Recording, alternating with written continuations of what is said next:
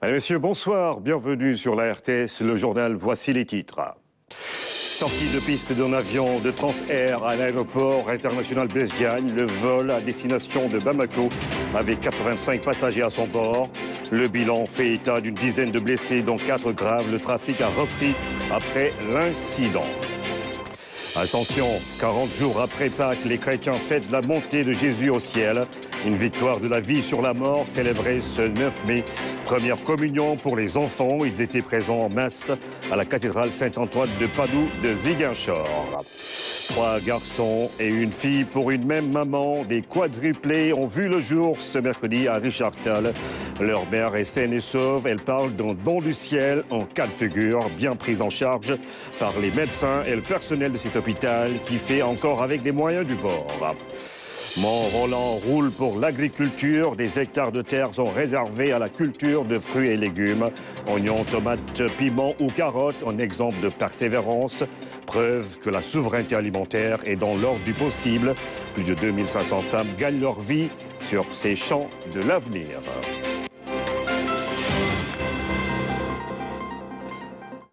Bienvenue à tous. Un avion de Transair a fait une sortie de piste hier à l'aéroport Blaise Diagne. Le vol à destination de Bamako avait 85 passagers à son bord. Une dizaine de personnes seraient blessées, dont 4 graves.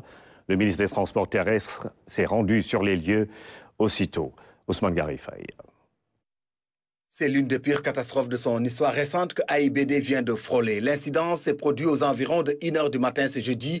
L'avion de la compagnie Transair a fait une sortie de piste au moment de son décollage, occasionnant de graves incendies dans sa partie arrière. 85 personnes se trouvaient à bord. Les services de secours d'urgence intervenus pour maîtriser le drame. 10 personnes seraient blessées, dont 4 dans un état grave, informent des sources proches de la compagnie. Aussitôt après l'incident, le ministre des Transports aériens, El Malick Ndiaye, s'est rendu sur les lieux, notamment au centre des opérations d'urgence où il a tenu une réunion de crise. Il a dans la foulée ordonné l'ouverture d'une enquête par le biais du BEA, le Bureau d'enquête et d'analyse, avant de s'enquérir de l'état de santé des blessés et des 85 personnes qui se trouvaient à bord. Le vol HC 301 de la compagnie Transair assurait la desserte de Bamako pour le compte d'Air Sénégal. Le trafic qui était resté bloqué devrait reprendre ce matin. À l'aéroport international Blaise Diagne de Diass, la situation est revenue à la normale. Les vols ont repris après un arrêt de quelques heures. Sur place, toutes les dispositions sont prises pour prendre en charge les passagers et les blessés. Nous écoutons à ce propos le directeur général de l'AS, gestionnaire de l'AIBD, Askin Demir, est au micro de Salut Sec. L'avion, à la fin de la piste, il n'a pas pu décoller et le pilote a choisi de faire sortir l'avion sur le terrain à côté. Je pense que, personnellement, qu'il a bien géré la situation. L'avion n'a pas trop endommagé. Et quand il s'est arrêté, les passagers étaient en bonne santé. Il y a eu un petit incendie, mais ça a été géré tout de suite. Nos équipes de sapeurs-pompiers sont déplacées dans les temps définis par l'aéroport sur le point de l'accident. Aussi bien les équipes de l'AS et aussi bien les équipes d'autorité. Donc, toutes les équipes d'urgence de l'aéroport, ils sont déplacés pour aider aux passagers et évacuer les passagers. Les blessés, on a pris en charge dans notre infirmière avec notre médecin, avec notre équipe médicale de l'AS. Bien sûr, on a alerté tous les hôpitaux autour de l'aéroport. Et avec le temps que les ambulances viennent, on a pris des mesures nécessaires pour les soins de ces passagers blessés. Après qu'on a finalisé la réunion de crise, Monsieur le ministre, avec son équipe et avec nous, avec toutes les autorités de l'aéroport, on a visité les passagers qui sont au terminal de pèlerinage, échangé avec eux les solutions proposées par Air Sénégal.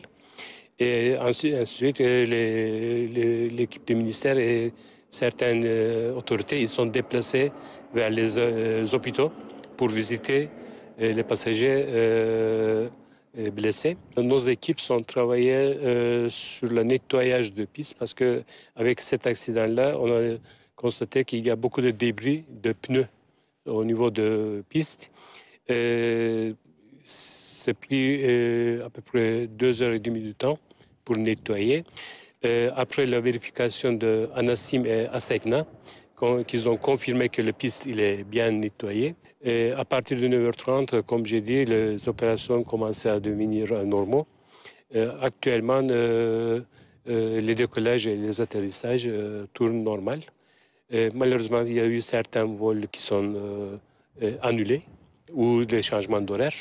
Ces vols-là aussi, dans les meilleurs délais, seront opérés. Cet incident du vol HC300 d'Air Sénégal opéré par Transair, cumulé au retard récurrent des vols projette une image pas très nette de la compagnie nationale. Il y a alors urgence dans l'air pour redorer le blason du fleuron Air Sénégal. Quand la compagnie sort de la piste au moment où les autres décollent, la chronique est signée Ousmane Garifay. Par ici, une sortie de piste. Par là, des retards quasi systématiques de vol. Par là-bas, des passagers, pour l'essentiel africains, qui souffrent chaque jour le martyre à l'aéroport, ne sachant assez souvent à quel interlocuteur se vouer. 2AS, TSA et bien naturellement Air Sénégal, ces exploitants sont aux abonnés absents. La coupe semble donc pleine pour le pavillon national. Lancée en grande pompe il y a peu dans un élan patriotique sans précédent, cette compagnie était partie avec tous les faveurs des pronostics qu'il classait dans le registre des plus belles compagnies en Afrique, tant du point de vue de son ambition de faire du Sénégal un hub que des impératifs de souveraineté nationale qu'elle s'était chargée de porter. Mais force est de constater que les couacs sont devenus légion, que cette compagnie dégringole de jour en jour, tant du point de vue de l'image négative qu'elle imprime dans la tête de ceux qui l'empruntent, que des marques d'impréparation, d'inorganisation et d'amateurisme qu'elle laisse au souvenir de ses usagers composés pour l'essentiel d'Africains. Ces signes extérieurs de faiblesse montrent à quel point cette compagnie risque de se désagréger de l'intérieur et donner l'effet d'un feu de paille. L'ancien chef de l'État avait fait ce qu'il fallait, au moment où il le fallait, c'est-à-dire doter le pays d'un pavillon en lui collant l'ambition d'en faire un hub, une plaque tournante du transport aérien sous-régional, régional et africain. À charge donc pour les nouvelles autorités, au nom du principe de la continuité de l'État, de se saisir dans les meilleurs délais de la situation d'Air Sénégal et y apporter les correctifs qu'il faut en lui adressant bien sûr un cahier des charges qui cadre avec les moyens dont dispose la compagnie, car il ne sert à rien d'ouvrir autant de lignes ou vouloir assurer autant de dessertes si l'on ne dispose pas des moyens matériels, humains et logistiques pour le faire. Autre chose, le ministre de l'Hydraulique et de l'Assainissement sollicite le soutien des forces armées pour accélérer l'accès à l'eau des populations à travers des forages. Cher Tidiane Dieye a eu une séance de travail avec le ministre des Forces armées. Ce dernier tient à rassurer que les forces armées sont prêtes à apporter leur concours pour la mise en œuvre de ce programme d'hydraulique rurale. Voici le reportage de Moussa Mané. La rencontre se tient dans le cadre du suivi des décisions issues du Conseil interministériel sur la campagne agricole. Et parmi les décisions, il y a celle relative à la distribution des semences et intrants agricoles. Un travail qui revient désormais aux armées, d'où l'importance de mettre en place une stratégie commune en vue de la mise en œuvre. Nous sommes venus ici pour impliquer de la manière la plus forte et la plus décisive possible pour l'accompagnement de l'armée dans la distribution et la livraison des intrants agricoles. Mais ça va au-delà. L'armée, dans sa philosophie d'armée-nation, le ministère de l'Agriculture, dans sa stratégie pour atteindre l'autosuffisance alimentaire, compte s'appuyer, compte collaborer avec toutes les forces de l'armée pour atteindre cet objectif-là. Un autre département ministériel qui sollicite l'expertise et le professionnalisme des forces armées sénégalaises, c'est le ministère de l'Hydraulique et de l'Assainissement. Dans sa feuille de route, Cheikh Tidiane Dieye veut accélérer le rythme afin de réduire le déficit des besoins en eau dans le pays, surtout en termes de forage. L'autre défi à relever, c'est la gestion des inondations. Ayant identifié les besoins que nous avons un peu partout dans le territoire, nous sommes venus pour discuter avec l'armée, les forces armées, avec M. le ministre, pour faire en sorte que les forces armées nous apportent leur contribution et leur concours, leur appui, pour faire des forages là où c'est nécessaire et dans l'urgence, pour contribuer en équipement, pour également la préservation de certains de nos cours d'eau, etc. Mais plus aujourd'hui, puisque nous allons vers l'hivernage, nous appuyer également dans tout ce qui va porter sur les politiques ou les activités en matière de prévention des inondations. Et lorsque ces inondations surviendront, il est probable que cela sera le cas, qu'elles soient également sur place, surtout en consolidant et en bâtissant sur les actions qu'elles avaient menées les années précédentes. Les forces armées sénégalaises, ce n'est pas seulement la défense du territoire national. Elles ont toujours œuvré dans la construction du pays. Comme exemple, le génie militaire s'est distingué dans la construction de routes, de ponts, de forages. Ces dernières années, ces actions sont concentrées dans la gestion des inondations. Mont-Roland, une terre d'agriculture. Vous allez le voir, des hectares sont cultivés pour des fruits et des légumes en abondance. Une récolte de qualité destinée au marché local. Plus de 2500 femmes et des jeunes travaillent dans les champs pour subvenir à leurs besoins. Elles viennent parfois de loin. Il faut dire qu'ils ont la foi à une souveraineté alimentaire qui reste inébranlable avec les promoteurs de ce projet qui ont investi beaucoup d'argent. Reportage signé Ramatadem. Des cultures sur des hectares de terre à Mont-Roland. Des oignons à perte de vue, fraîchement récoltés pour le plus grand bonheur des familles. Des tomates cultivées, des mûres et des moins mûres. Une variété de légumes et fruits produits dans ce vaste champ. La terre de Mont-Roland répond bel et bien à l'appel des autorités, celui de l'autosuffisance alimentaire. Des produits de qualité pour la population sénégalaise. Oui, c'est bien possible. Des produits qui n'envient en rien du tout ceux importés depuis d'autres continents. Une alimentation saine pour la santé des populations. Voilà ce que reflète la beauté de ces légumes. Le Sénégal importe l'oignon. Il faut qu'on arrive à trouver des solutions. Parce que les autres pays sont arrivés à exporter parce qu'ils ont trouvé des solutions pour avoir le produit toute l'année dans leur pays. Et c'est possible techniquement. C'est possible. Et je n'arrête pas de le répéter qu'on est dans un pays où il est possible de produire l'oignon toute l'année. Et donc, si tu produis l'oignon, tu produis la tomate, tu produis le piment, tu produis la carotte. Et nous avons fait des tests, nous avons appliqué, nous sommes capables d'avoir tout. Qu'est-ce qu'on importe aujourd'hui? On importe la carotte, on importe l'oignon, on importe 2 fois au mois d'octobre la tomate et le concombre. Bon, arrêtons. Ce sont les choses les plus simples à faire en agriculture. Mais il faudrait qu'il y ait une volonté, il faudrait qu'il y ait des techniques, il faudrait que les gens aillent vers la qualité. Et que le Sénégalais, il aime ce qui est beau et il doit être bien nourri. À cela s'ajoute la main-d'œuvre. Ce champ permet à des centaines de mères de famille et de jeunes de subvenir à leurs besoins. 2600 personnes y travaillent au quotidien. Au début, il fallait protéger les emplois de Mont-Roland, mais à un moment donné, les gens de Mont-Roland ne peuvent plus suffire pour faire le travail. Aujourd'hui, nous sommes à 2600 employés. Donc nous sommes obligés d'aller chercher ailleurs parce que c'est rare de trouver dans un village, 2 villages, 3 villages, 2000 personnes qui sont à l'âge de travailler et qui cherchent ce type de travail-là. Un véritable bonheur pour toutes ces femmes qui viennent de plusieurs horizons pour travailler. À soutenir ma famille. Il ne sert à rien de rester là, à ne rien faire.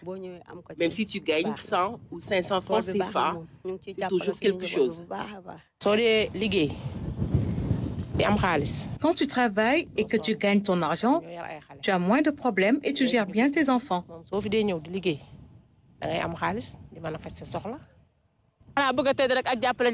veux juste pouvoir subvenir aux besoins de ma famille.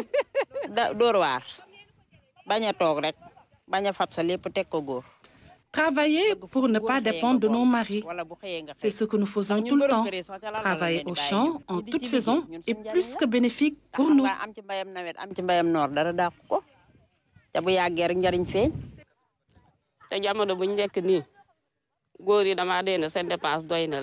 En ces temps qui courent, il faut que les femmes soutiennent les pères de famille. Surtout, à bien s'occuper de nos enfants et petits-enfants. De braves femmes qui disent toutes se lever à 4 heures du matin pour aller travailler dans les champs et souvent arriver tard chez elles, vers 20h, voire 22h, car elles viennent de localités lointaines. Elles quittent tous les jours Louga, Kébémer, Ngaye, entre autres, pour travailler la terre et subvenir à leurs besoins. De belles récoltes tout au long de l'année, Mont-Roland, par ses terres, prouve que l'autosuffisance alimentaire peut bel et bien être une réalité dans ce pays. Car les terres sont là, riches, et les populations engagées plus que jamais à participer au développement de l'agriculture, un levier important dans la croissance économique. On fait très rare un événement joyeux. Des bébés quadruplés, 3 garçons et une fille ont vu le jour à l'hôpital de Richard Toll. L'accouchement s'est bien déroulé, les nouveau-nés sont en bonne santé, de même que leur maman. Un grand bonheur pour les parents, une immense fierté pour le personnel de cet hôpital. Tout cela nous est raconté par Abdouad. Le 8 avril 2024, une date mémorable pour Fat Bintou. Elle a mis au monde des quadruplés, 3 garçons et une fille dans cet hôpital de Richard Toll pour sa première grossesse. C'est un don du ciel. Je rends grâce à Dieu. Beaucoup de femmes n'ont pas eu la chance d'avoir un bébé. Il m'en donne 4. Donner naissance à des quadruplés, un événement très rare auquel la jeune femme ne s'attendait pas. À la première échographie, elle n'en revenait pas. Son mari non plus.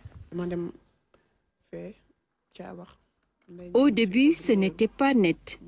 L'échographie suivante l'a bien confirmé. Mon mari ne voulait pas y croire. Parce que quand on m'a dit que c'était des quadruplés, j'en revenais pas. Je me suis dit que c'était une erreur. Après tout, ce ne sont que des machines.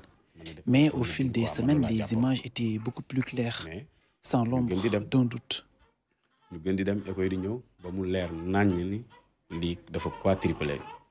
Elle venait d'un poste de santé, précisément le poste de santé de Ndombo, qu'il a référé au niveau du centre de santé, où la première échographie a été faite et on l'a envoyé pour confirmation.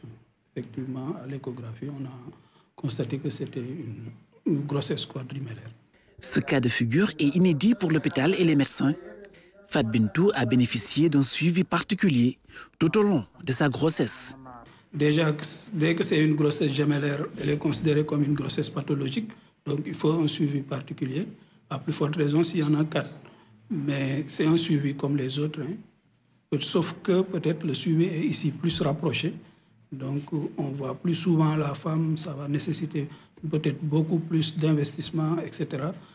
Mais sinon, c'est une grossesse comme les autres qu'on a suivi naturellement jusqu'à la fin. L'accouchement s'est fait par césarienne sans grande difficulté.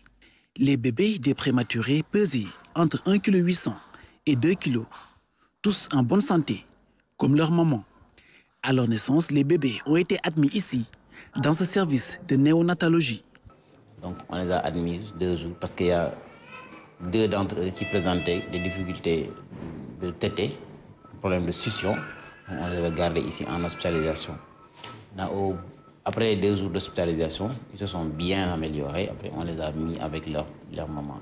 Il y a lieu aussi de remercier le ministère de la Santé qui nous a affecté 3 gynécologues, un pédiatre, ils étaient 2, l'un est parti. Et donc, un pédiatre, il reste maintenant, bien entendu, à renforcer les effectifs, mais c'est parce qu'on a eu du personnel de qualité, des équipements au niveau de la pédiatrie, ce qui nous a permis de réaliser cela.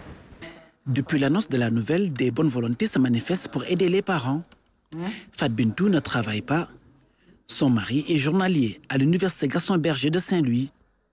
Ils espèrent un appui des autorités pour une prise en charge correcte des nouveau-nés. Certes, je suis leur père, mais ils sont également des enfants du pays. Je suis journalier à l'UGB. Déjà, un bébé, c'est très difficile. Alors, imaginez, si je dois en élever 4.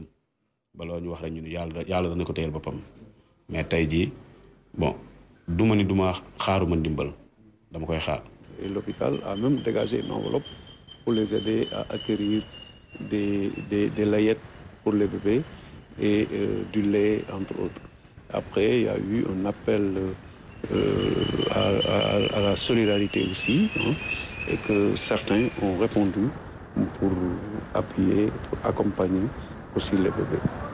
Après avoir passé près d'un mois à l'hôpital, Fat Bintou et ses bébés ont désormais la possibilité de rentrer chez eux, à Nombo, à 3 km de Richard Toll. Des réaménagements sont réalisés à la maison pour accueillir les tout nouveaux membres de la famille dans des conditions plus favorables. Des bébés quadruplés ont donc vu le jour à l'hôpital de Richard Toll, un événement heureux qui cache mal les difficultés de cet établissement public de santé. Étroitesse justement des locaux pour cette structure construite en 1950. Le personnel demande l'érection d'un nouvel hôpital de niveau 2 pour répondre convenablement à la forte demande de la population. L'hôpital de Richard Toll de niveau 1 n'arrive pas à justement subvenir à leurs besoins. Abdouad nous le fait découvrir. La bonne prise en charge des quadruplés par l'hôpital n'occulte pas les difficultés qu'ils traversent depuis plusieurs années. Les services sont à l'étroit, à l'instar de la néonatologie. Il se trouve qu'ici, en pédiatrie, globalement, on n'a que 3 salles, dont une salle de néonatologie. Les 2 autres salles sont pour les hospitalisations des grands enfants, des nourrissons et des grands enfants. Ce qui veut dire qu'on a vraiment un problème d'espace. Parce que on est dans une zone où on reçoit beaucoup de bébés qui viennent des districts de Richard Toll et de Dagana. Et même beaucoup d'autres qui viennent de Mauritanie, qui traversent la frontière et qui viennent ici. Parce que tous les jours, dans notre consultation, on reçoit des malades qui viennent de Mauritanie. Ce qui veut dire que vraiment la demande est très importante. Cette forte demande nécessite des services adéquats. Comme souvent, les médecins trouvent des alternatives. Pour hospitaliser les enfants, parfois on les hospitalise même en chirurgie et en médecine pour pouvoir combler le vide. Parce qu'on ne peut pas ne pas recevoir les enfants. Maintenant, une fois qu'on les a reçus, on n'a pas où les mettre, très souvent. Donc on est obligé de les placer dans les autres services. Et même les autres services, ils ont souvent aussi un problème d'espace. Le manque d'espace de l'hôpital est étroitement lié à son passé. Il a été construit en 1950 uniquement pour les grandes endémies. C'était un service des grandes endémies. Après, ça a été transformé en poste de santé. De poste de santé, c'est passé à centre de santé. Et quand on a créé l'hôpital de Richard Toll également, c'est ces mêmes locaux qui ont logé l'hôpital depuis sa création jusqu'à maintenant. Et depuis, c'est la même architecture. Il n'y a pas une réserve foncière assez importante. La petite réserve foncière est constituée de fosses septiques parce que c'est un hôpital qui a été construit du temps colonial. Un établissement public de premier niveau est un hôpital à vocation départementale.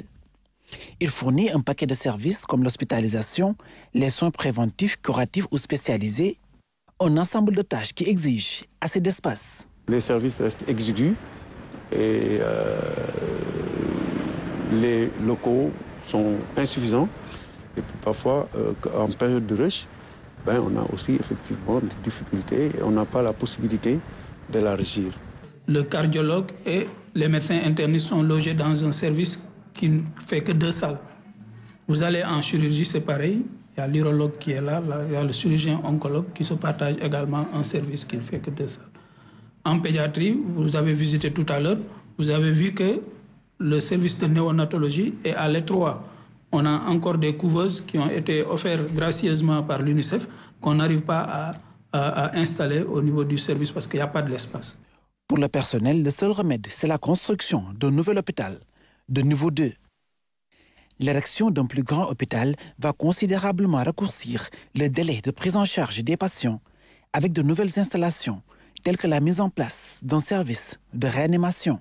Et on est au moins à 2000 accouchements annuels, près de 1000 césariennes par an, et sans compter également le programme opératoire.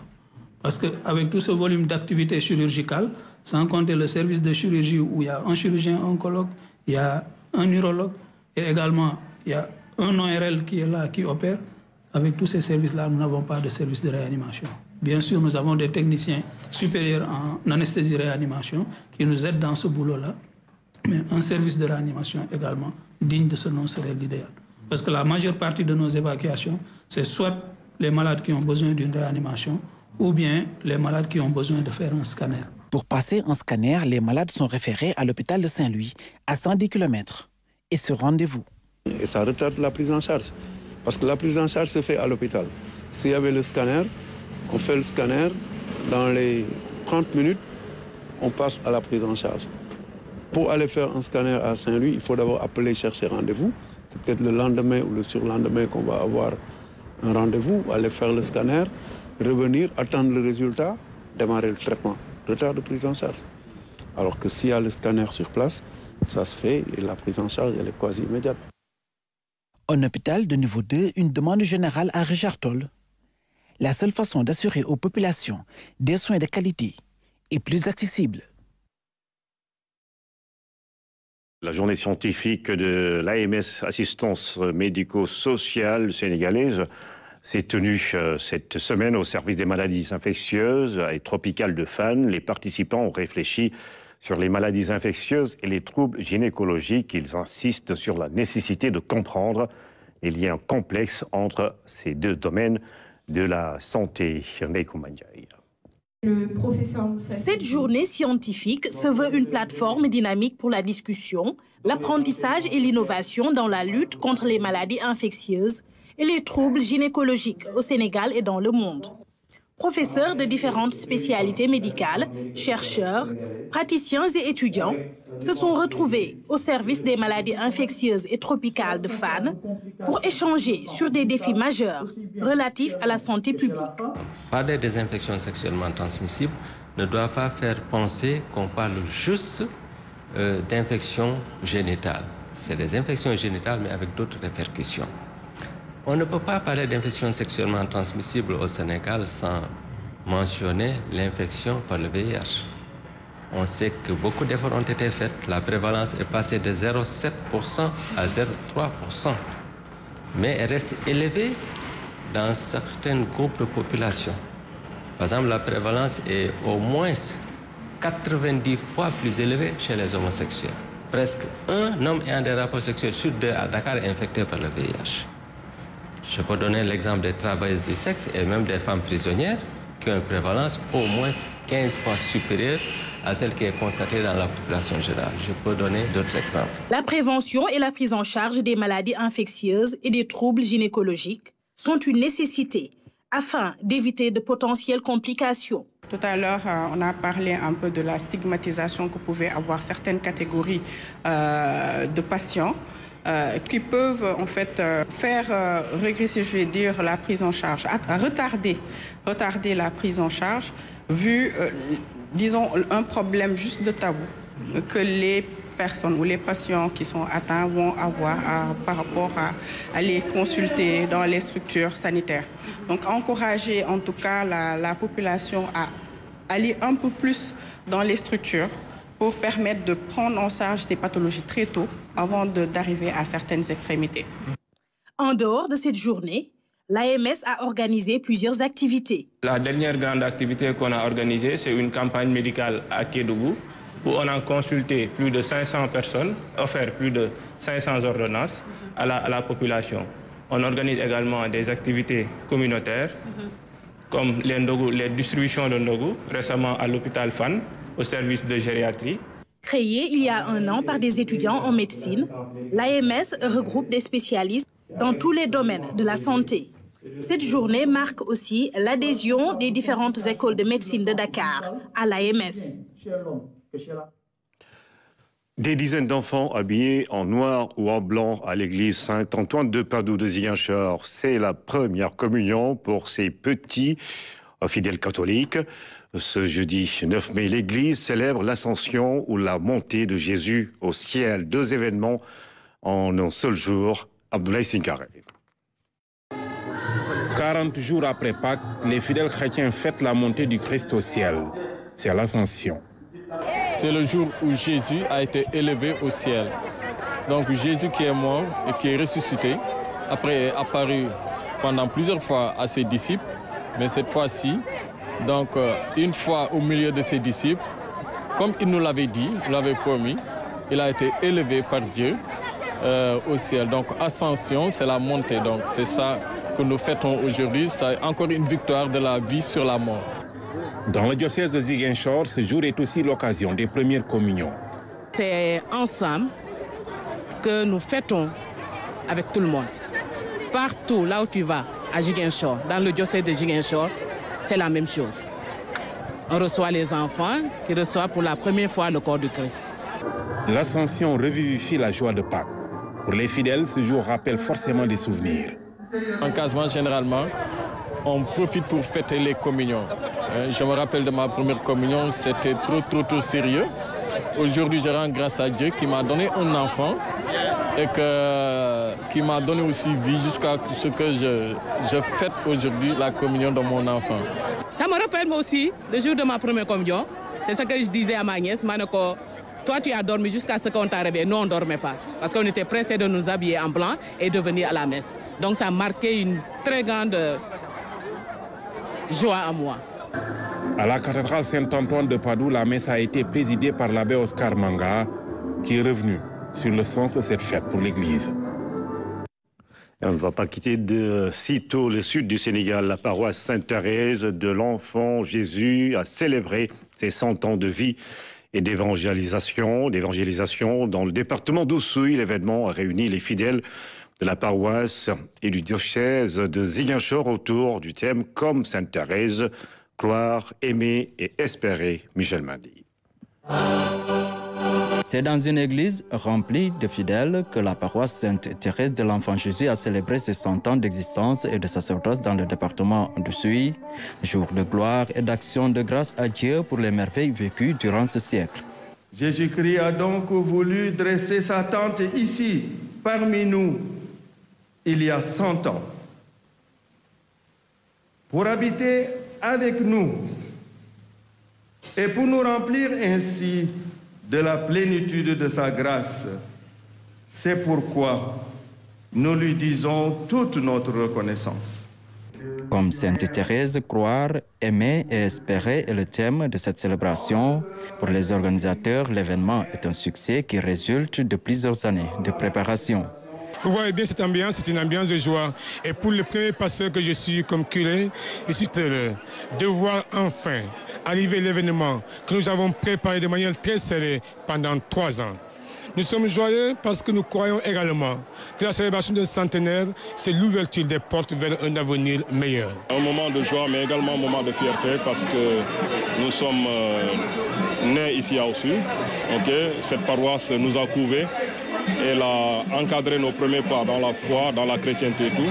Donc quand vous êtes témoin vivant de ces 100 ans d'existence, ça ne peut être qu'un double motif de joie, double également de motif de fierté, comme je l'ai dit tout à l'heure. Fondée par les missionnaires, d'abord dans l'île de Carabane avant d'être transférée à Oussouye en 1927, la paroisse compte aujourd'hui des milliers de fidèles dans les différentes communautés ecclésiales de base. Face à une jeunesse en perte de valeur et de repères, des défis restent à relever pour porter haut le flambeau de l'Église.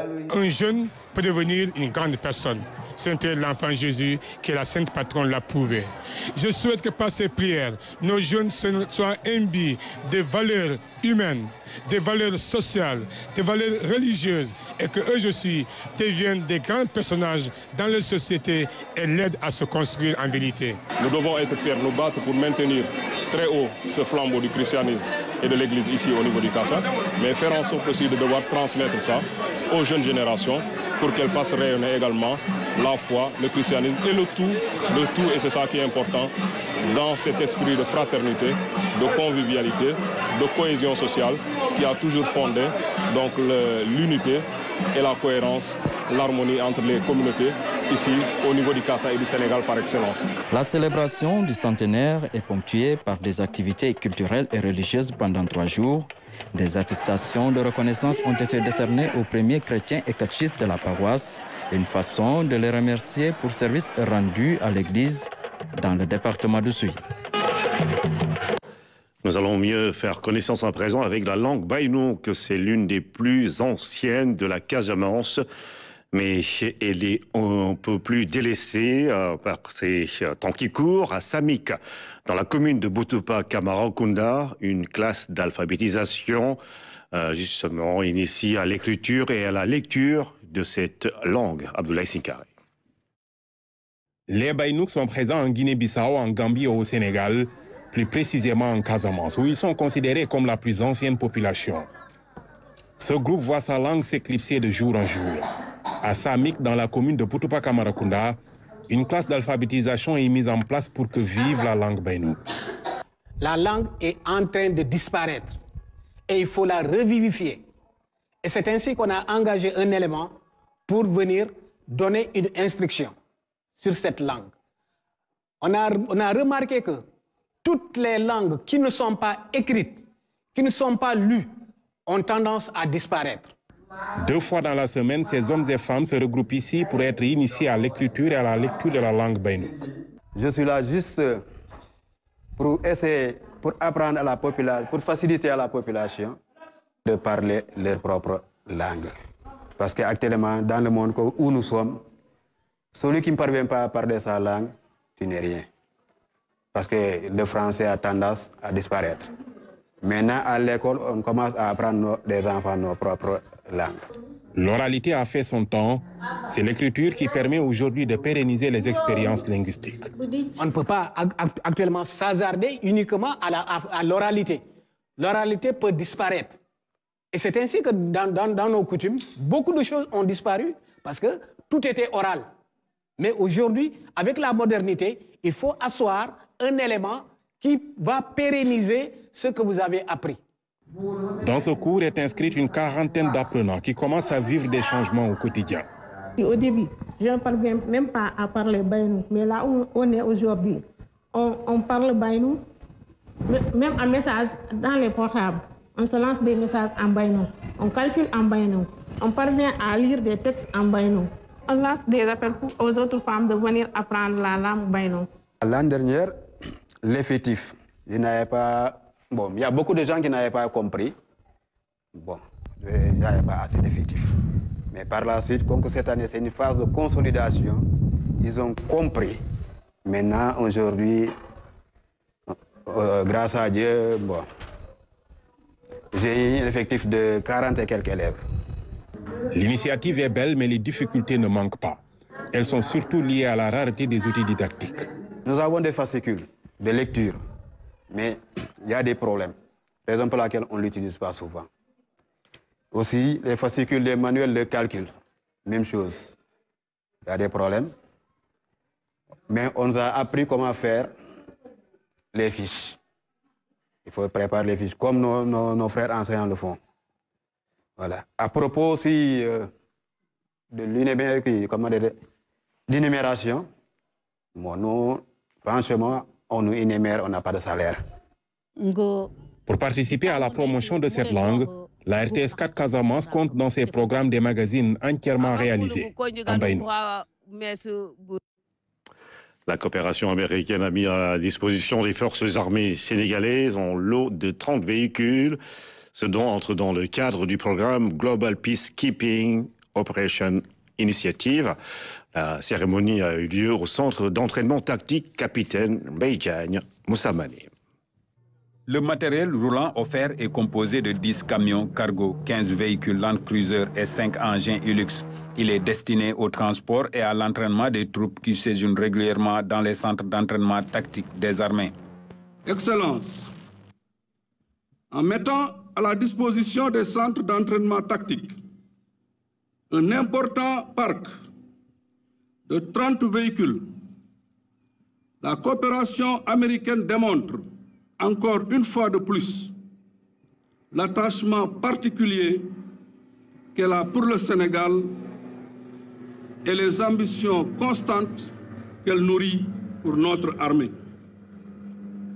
Je voudrais donc, au nom du chef d'état-major général des armées, vous exprimer toute notre gratitude pour la cession de ces véhicules. Au-delà du matériel, les États-Unis, à travers leurs forces armées, appuient les armées sénégalaises dans la formation et le renforcement des capacités opérationnelles. Un partenariat basé sur des valeurs communes que les deux pays partagent. Il y a deux choses qui sont à la base de ce partenariat. Il y a tout d'abord le courage, le dévouement et le bon travail des forces armées sénégalaises, les hommes et les femmes des forces armées sénégalaises, dans lesquelles nous sommes honorés d'investir un peu dans leur succès. La deuxième chose, c'est les valeurs partagées. Et nous parlons beaucoup de ça, mais c'est en ce cas quelque chose d'essentiel. Les valeurs surtout de démocratie, de gouvernement représentatif, de paix et d'opportunités pour les citoyens de nos deux pays.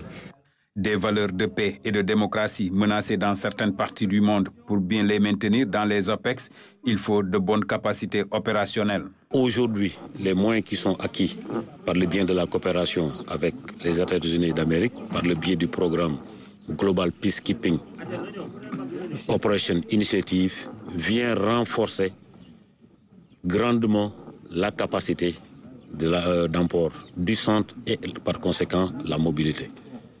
En somme, aujourd'hui, nous sommes en mesure de transporter d'emblée 2 compagnies. Un autre symbole de la coopération et du partenariat entre les armées américaines et sénégalaises, ce centre d'entraînement tactique baptisé Capitaine Mbaye Diagne. Il dispose d'équipements pour la formation et l'entraînement des troupes en partance pour les missions de maintien de la paix dans le monde. Mesdames, Messieurs, c'est la fin de cette édition. Merci de nous avoir suivis et très bonne fin de soirée sur la RTS.